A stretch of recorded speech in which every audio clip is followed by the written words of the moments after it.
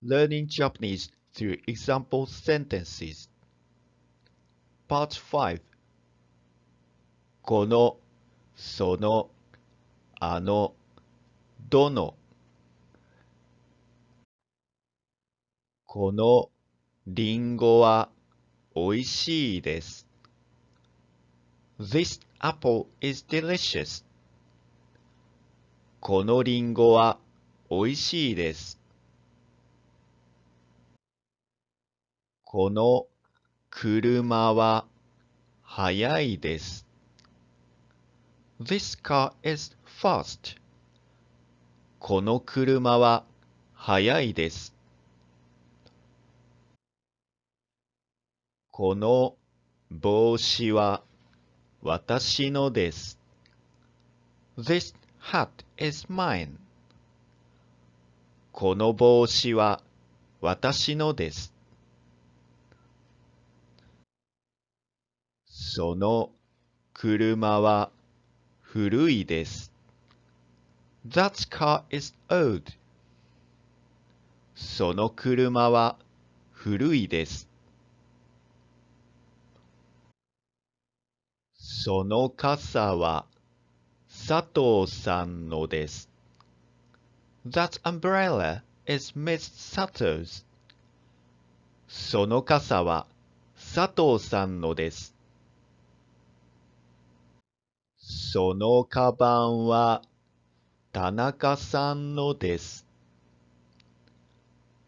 That bag is Mr. Tanaka's.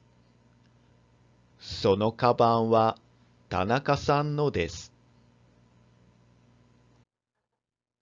あの飛行機は速いです。That plane over there is fast. あの飛行機は速いです。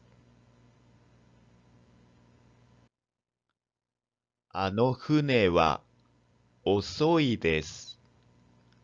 That ship over there is slow. あの船は遅いです。あの家は小田さんのです。That house over there is Miss Oda's. あの家は小田さんのです。どの車が速いですか？ Which car is fast? どの車が速いですか？どのラーメンがおいしいですか？ Which ramen is delicious? どのラーメンがおいしいですか？どの家がグエンさんのですか？ Which house is Mr.